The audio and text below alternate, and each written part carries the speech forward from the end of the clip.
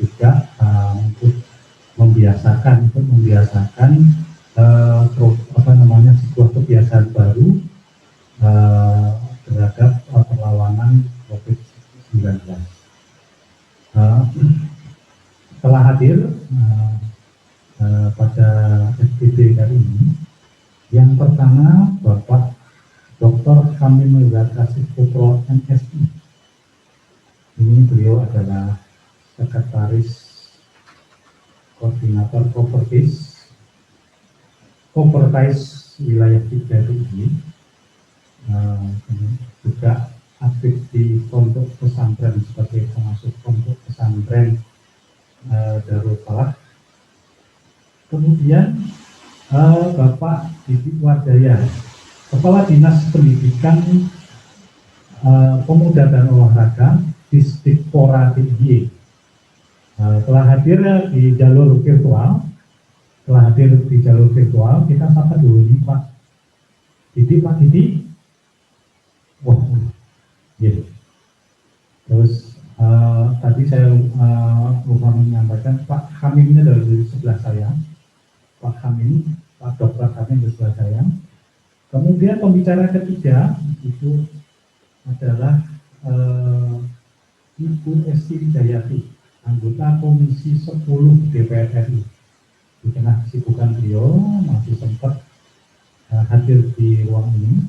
Rencananya mau hadir secara virtual, tetapi ternyata bisa hadir secara tatap muka dengan protokol kesehatan.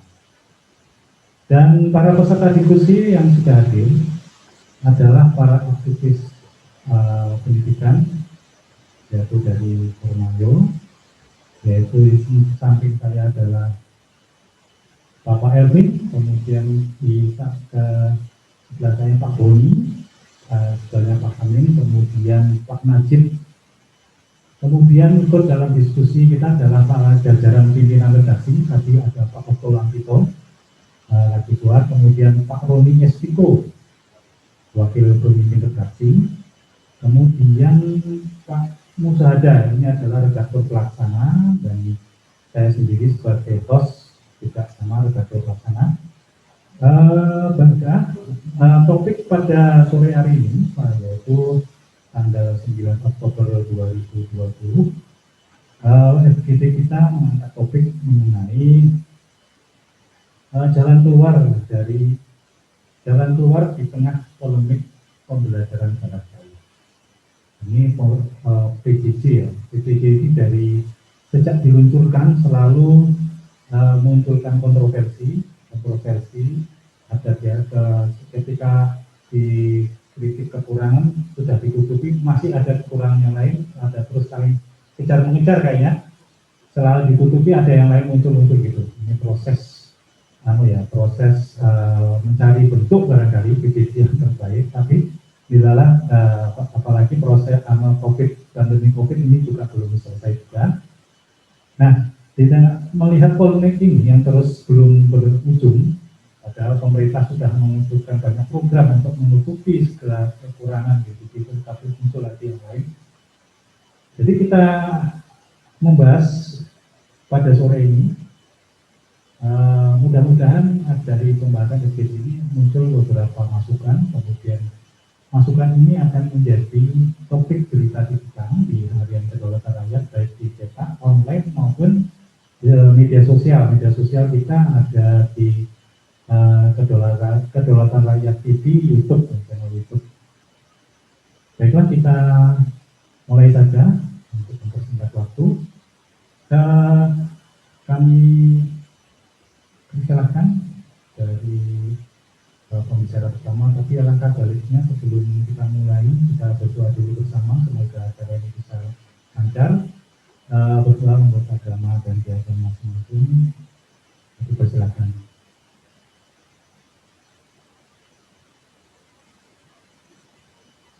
Selesai.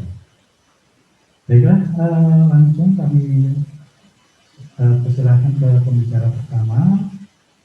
Kami beri waktu 10 menit bagi saya. Kami persilakan Pak Dr. Hamim.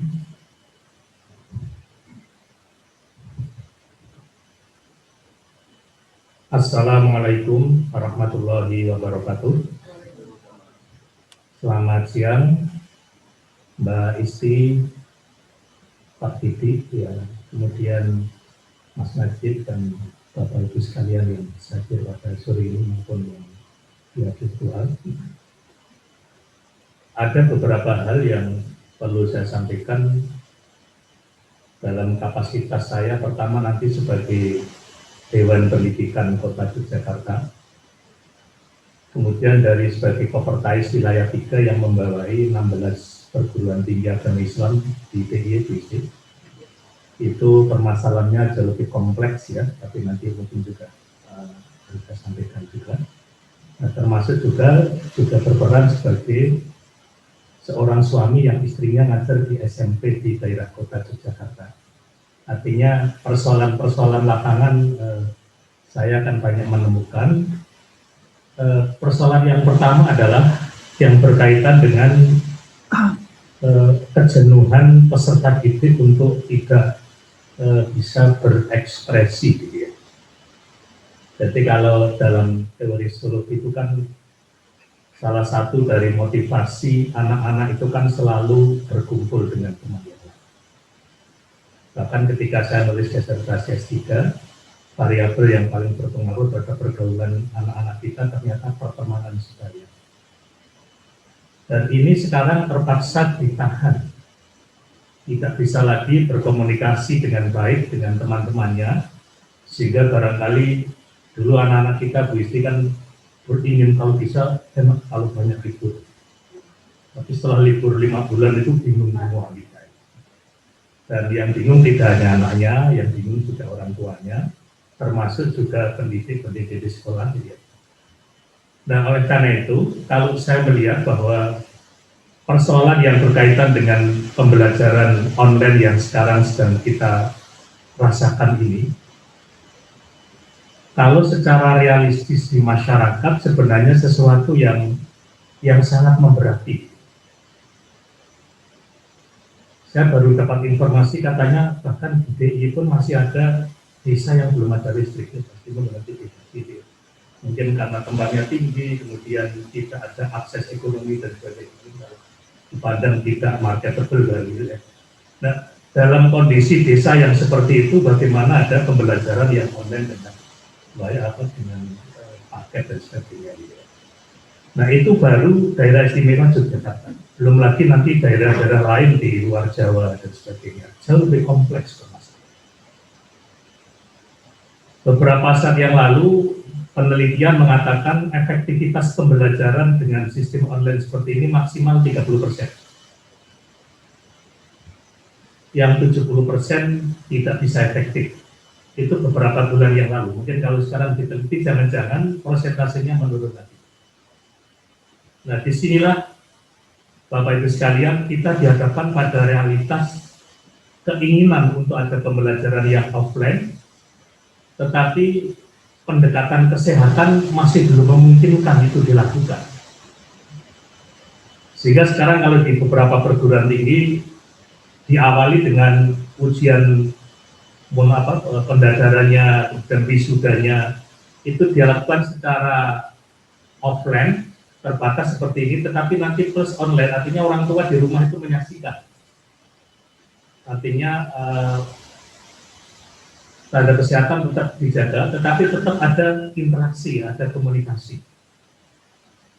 Nah, kemudian kita sebagai seorang guru memang selalu mendambakan kalau bisa minimal 1 semester itu pernahlah tatap muka dengan anak-anak kita. Sehingga nanti kalau dengan cara bertatap muka itulah kita bisa mengenal orangnya dan seterusnya. Jadi kalau saya melihat dalam teori pendidikan, ketika bicara tentang kognitif domain, afektif domain, psikomotor domain yang harusnya dicapai dengan pendidikan kita, maka dengan kondisi yang seperti sekarang ini, yang bisa tercapai baru kognitif domain, aspek intelektual saja. Artinya kita tidak ngerti apa yang dilakukan oleh anak-anak kita ketika mereka menjawab pertanyaan dan sebagainya. Sikapnya seperti apa dan sebagainya. Ya untunglah kalau di DIY, di kota dan sebagainya itu kan cara duduk pun, kemudian cara berpenampilan ketika online dan sebagainya, ada aturan-aturan yang pakai seragam dan sebagainya. Tapi itu juga mungkin di beberapa tempat yang lain tidak begitu. Sehingga ini yang persoalan yang dihadapi oleh beberapa perguruan tinggi, termasuk misalnya perguruan tinggi swasta di DIY yang sekian ratus ini, itu juga sudah dalam tanda petik sudah agak kewalahan untuk mengelola karena keterbatasan fasilitas, kemudian pembayaran dari peserta didik atau mahasiswa yang semakin sulit, apalagi teman-teman kita yang di level elementary school, artinya yang di bawah SD, misalnya di TK. Ini betapa banyak keluhan Mbak Isti yang namanya guru TK itu sekarang sedih, karena banyak orang tua yang tidak mau membayar untuk anaknya sekolah, karena kan yang namanya anak TK kan nggak ada pekerjaan rumah. Jadi TK itu ya hanya suruh nyanyi-nyanyi, apa tak boleh lah ada. Sementara yang namanya online itu kan kenapa ada biaya, karena ada pekerjaan rumah dan sebagainya. Sehingga banyak orang tua yang merasa ya kalau misalnya pembelajaran di TK itu hanya seperti itu, mending saya didik sendiri, itu orang tua sekarang gitu. Sehingga tidak menitipkan, padahal kita tahu Mbak Isti kan yang namanya TK itu kan yang negeri kan hanya TK-TK pembina itu kan ya bisa dihitung dengan jari lah ya. Hampir semuanya TK itu kan dari formal, dari swasta itu. Nah, oleh karena itu sekarang mereka menjadi kesulitan untuk bagaimana mengongkosi biayanya dan sebagainya. Jadi saya pernah ketemu dengan guru TK, saya tanya berapa gajinya sebulan, karena di orang Sunda dia mengatakan 1 juta. Ternyata 1 juta itu sabar, jujur, dan tawakal. Ya kalau kami di lembaga pendidikan agama ya anulah yang di dunia ini yang 1%, yang 99% nanti didapat di alam sana. Kira-kira gitu loh. Jadi selalu itu saja yang dijadikan senjata. Tapi saya kira ke depan itu kan bukan itulah jawabannya. Artinya bahwa pendidik yang mendapatkan kesejahteraan yang proporsional, saya kira juga menjadi tantangan kita bersama supaya mereka lebih jenak dalam mendidik anak dan sebagainya. Nah, kemudian kaitannya juga dengan pengalaman saya sebagai seorang suami yang istri saya itu guru di SMP di kota Yogyakarta. Online itu kita tetap masih mengapresiasi kepada orang tua yang memang tidak ada fasilitas. Jadi tetap saja sekolah tetap melayani yang katakanlah tugas-tugas yang sifatnya offline itu. Dan anak yang tidak bisa mengerjakan itu kemudian kalau tidak mau datang ke sekolah, gurunya datang ke rumah itu mengambil tugas-tugas itu. Sehingga saya termasuk orang yang sedih ketika ada orang yang mengatakan paling enak di guru, rasanya nyambut gawe bayar aja. Ini ngawur ini ya. Jadi dalam kondisi online seperti sekarang ini guru itu kerjanya semua. Ya, jadi sudah online tapi juga offline juga harus berjalan juga. Karena keterbatasan orang tua yang tidak punya fasilitas, tetap dia harus mendapatkan pembelajaran yang maksimal. Nah, oleh karena itu kalau saya melihat bahwa ke depan itu saya melihat sudah mungkin perlu dievaluasi juga. Kalau misalnya tadi yang saya sampaikan, mungkin nggak misalnya dalam 1 semester ada 1 kali pertemuan yang offline itu, tetapi dengan protokol yang ketat, begitulah kira-kira gitu, sehingga kita bisa melihat peserta didik dengan baik. Pengalaman saya kebetulan juga menjadi pembimbing kuliah kerja nyata mahasiswa, itu dari awal KKN sampai memberikan penilaian tidak pernah ketemu dengan mahasiswa itu. Ketemunya ya hanya lewat virtual seperti ini saja gitu. Cerita beginilah programnya. Ya akhirnya kelihatannya hasilnya maksimal, tapi saya juga nggak begitu percaya kalau itu hasilnya maksimal. Kalau nggak hati-hati malah hanya pinter-pinteran seorang mahasiswa yang bisa berimprovisasi cara berbicara yang baik, seolah-olah programnya bagus. Kita tidak bisa melihat secara langsung bagaimana produk yang bisa diperoleh secara maksimal.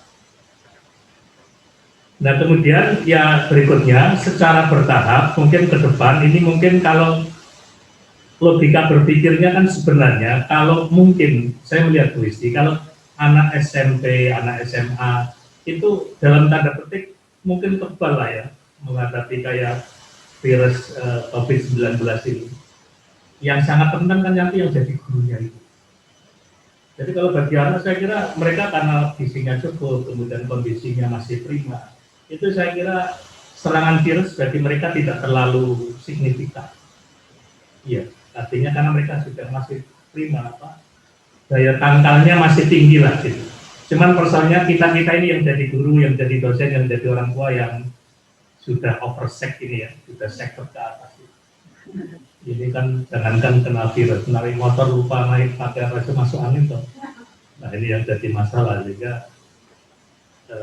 Padahal kita kan berpikir secara makro, ya, artinya selamat anaknya, selamat pendidiknya, selamat pengelola yang lain dan sebagainya.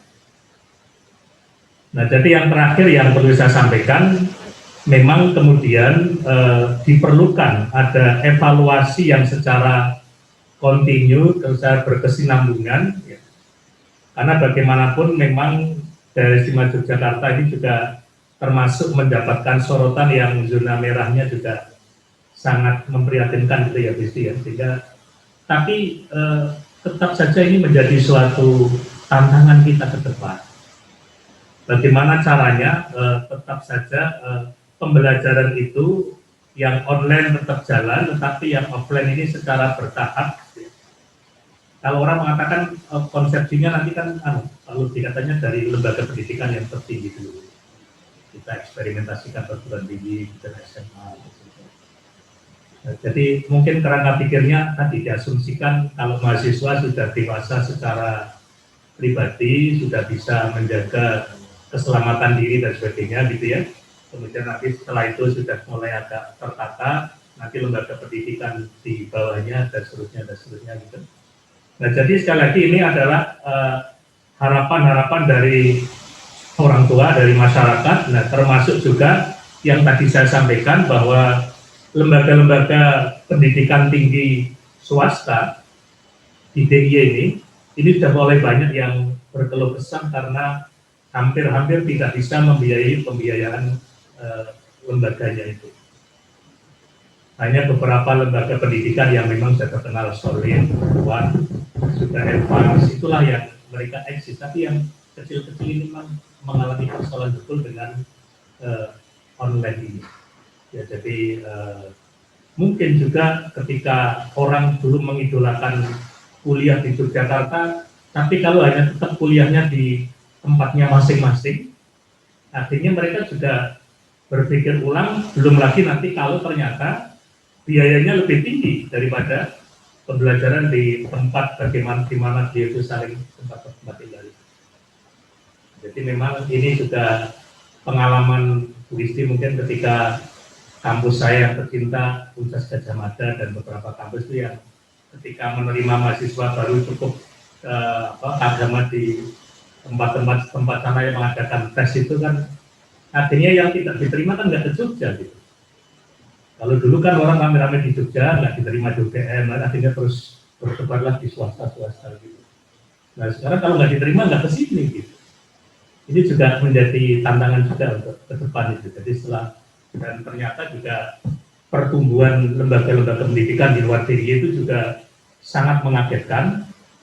Ada beberapa kabupaten provinsi nggak saya sebutkan lah namanya. Ketika ditanya apa visi pendidikannya, mengalahkan Jogja. Yang penting di atas Jogja gitu. Dan variabel itu ternyata mencarinya gampang Mbak Isi.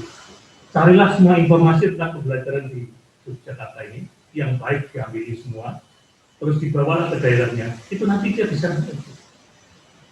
Nah ini juga saya kira Yogyakarta yang dikatakan sebagai kota pendidikan, ikon pendidikan dan sebagainya. Ini kalau kita tidak berhati-hati juga dalam ancaman besar. Dalam tanda petik artinya kota-kota lain itu sudah siap menyalip kita. Sehingga kita perlu berpikir jauh, berpikir lebih keras lagi, supaya ikon bahwa Yogyakarta sebagai kota pendidikan, kota pelajar, dan segenap yang lain itu, ke depan ini supaya bisa dipertahankan, dan mungkin FGD kita di teman-teman di KR ini, mungkin secara bertahap juga bersama-sama memikirkan bagaimana supaya Yogyakarta tetap istimewa dan tetap nyaman bagi orang yang akan datang ke Yogyakarta. Saya kira itu Mas yang dapat saya sampaikan. Terima kasih. Assalamualaikum warahmatullahi wabarakatuh. Terima kasih Pak Dr. Hamim atas paparan beliau. Yang pertama yang saya katakan tadi yang jelas Pak Hamim minta ada evaluasi lagi terkait pembelajaran jarak jauh ini karena beberapa persoalan yang muncul yang sampai jauh ini, sampai terakhir tadi sampai ada kesulitan di kelas-kelas swasta ya, kesulitan operasional dan lain-lain. Cukup banyak tadi yang dipaparkan oleh Pak Dr. Hamim. Nah, terkait dengan evaluasi ini telah hadir Pak Didi. Saya sapa dulu, Pak Didi adalah Kepala Dispora Didi. Assalamualaikum Pak Didi.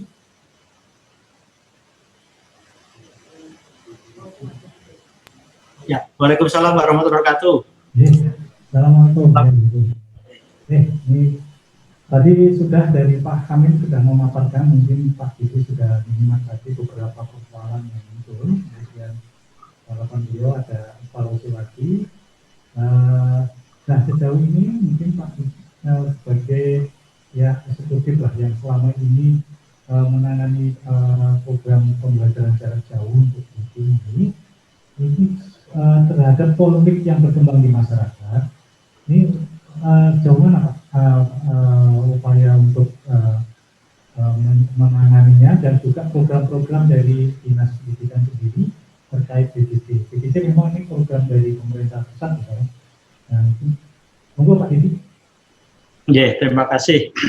Assalamualaikum warahmatullahi wabarakatuh, Bapak Ibu semua, Bu Esti Wijayanti, selamat sore, dan Bapak Ibu yang saya nggak hafal semuanya. Mungkin kami sampaikan terkait dengan kondisi saat ini pembelajaran di daerah istimewa Yogyakarta. Memang ketika diperpanjangnya tanggap darurat sampai bulan Oktober, sampai saat ini anak-anak pada prinsipnya posisi masih belajar jarak jauh, artinya masih belajar dari rumah.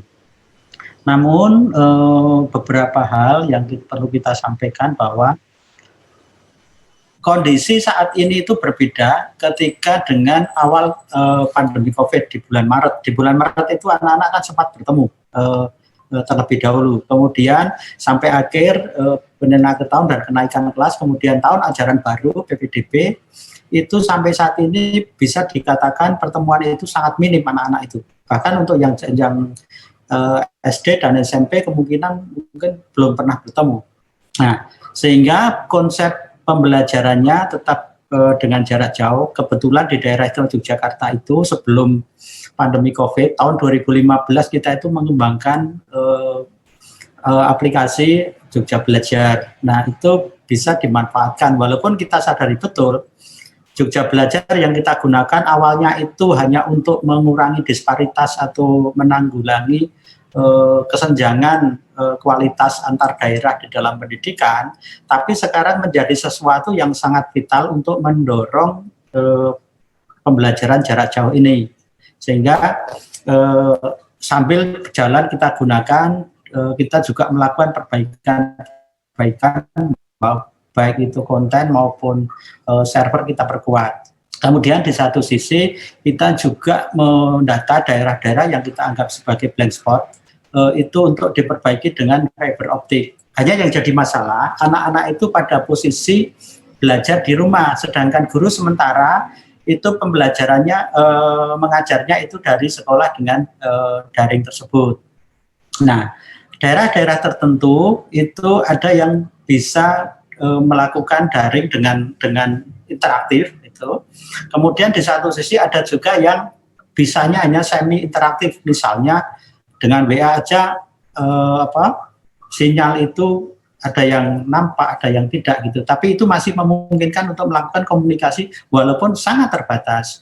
Sehingga pembelajaran yang kita kembangkan di sekolah kita dorong bagaimana sekolah-sekolah itu tidak semata-mata harus dengan online. Jadi PJJ itu tidak harus identik dengan online, bisa juga dilakukan dengan semi digital atau misalnya semi daring itu menggunakan misalnya WA. Kalau WA saya kira bergeser sedikit itu bisa nangkap sinyal, kemudian tahu maknanya, kemudian menjalankan pembelajaran itu misalnya dengan penugasan-penugasan tertentu itu yang dilakukan saat ini. Beberapa sekolah mengembangkan dengan modul. Kemudian, nah perlu kami sampaikan untuk saat ini pembelajaran selama masih di rumah itu untuk yang SMA SMK di bulan Oktober ini sudah boleh, khususnya yang SMK itu bisa melakukan tatap muka khususnya untuk praktik. Karena SMK awalnya kemarin kita buat dengan model blocking ini, teori-teori ditaruh di depan, kemudian prakteknya nanti di belakang. Dan saat ini setelah 2 bulan lebih, itu kan teori sudah mulai ini harus mau nggak mau harus praktek. Maka yang kita ambil sekarang sekolah-sekolah yang jenjang di atas SMK terutama itu bisa melakukan praktek. Ini sejalan dengan peraturan bersama 4 menteri itu, Menteri Kesehatan, Menteri Pendidikan, Menteri Dalam Negeri dan Menteri Agama. Jadi kita menyesuaikan dengan itu, kemudian kita sesuaikan dengan kondisi daerah, dengan surat edaran gubernur dan surat edaran kepala dinas. Jadi SMK saat ini bisa praktek sangat terbatas dengan melaksanakan standar protokol kesehatan yang sangat ketat. Jadi misalnya kapasitas tempat prakteknya itu untuk 30 anak ya maksimalnya hanya separuhnya atau mungkin kurang, itu yang dilakukan. Kemudian yang lain untuk yang SMA kita juga mengembangkan dengan model sekolah membuat modul, kemudian modul diberikan ke siswa baik itu dikirim melalui daring gitu dengan email atau dengan atau juga anak bisa mengambil di sekolah. Kemudian mereka diberikan kesempatan untuk melakukan konsultasi yang sifatnya terbatas, misalnya 1 hari itu hanya 6-7 anak konsultasi tentang materi ajar itu, kemudian mereka pulang untuk melaksanakan pembelajaran jarak jauhnya. Nah, dalam konsultasi itu sebenarnya kalau sudah paham anak bisa minta evaluasi gitu, misalnya itu bisa juga dilakukan. Sehingga harapan ke depan kalau ini bisa berjalan dengan baik, kalaupun nanti pandemi sudah berakhir katakanlah, itu bisa juga dikembangkan menjadi embrio model SKS gitu. Jadi sejalan dengan konsep Pak Menteri itu Merdeka Belajar, itu ada kebebasan masing-masing di dalam proses belajar mengajar. Merdeka Belajar sendiri kan salah satunya adalah kalau kemarin yang pertama adalah menghapus USBN, kemudian UN seharusnya tahun 2021 baru dihapus, ternyata 2020 juga mau tidak mau hilang karena COVID-19 tersebut. Kemudian yang lain penyederhanaan RPP itu juga saya kira di masa pandemi COVID itu penyederhanaan RPP menjadi sesuatu yang sangat diperlukan. Karena masing-masing guru itu harus menyesuaikan sendiri, artinya hambatan, kendala yang terjadi di dalam pembelajaran jarak jauh ini supaya bisa berjalan dengan baik, itu perlu adanya penyesuaian. Kemudian yang selanjutnya saya kira yang kita lakukan untuk anak-anak di Jogja relatif lebih, tadi disampaikan dibanding dengan daerah lain, saya kira relatif lebih baik karena kita punya itu tadi Jogja Belajar, walaupun ada aplikasi lain yang seperti Google Classroom, kemudian Rumah Belajar itu bisa dimanfaatkan. Tapi setidak-tidaknya alternatif pilihan itu lebih banyak. Kebetulan kalau yang Jogja Belajar kan biayanya ditanggung oleh pemerintah, kecuali untuk pemerintah daerah ya, kecuali untuk pulsa untuk sinyal di masing-masing tempat itu. Nah, itu yang kita lakukan. Jadi saat ini kita masih konsepnya masih belajar jarak jauh dengan terus memperbaiki, melakukan pelatihan-pelatihan kepada guru untuk mengembangkan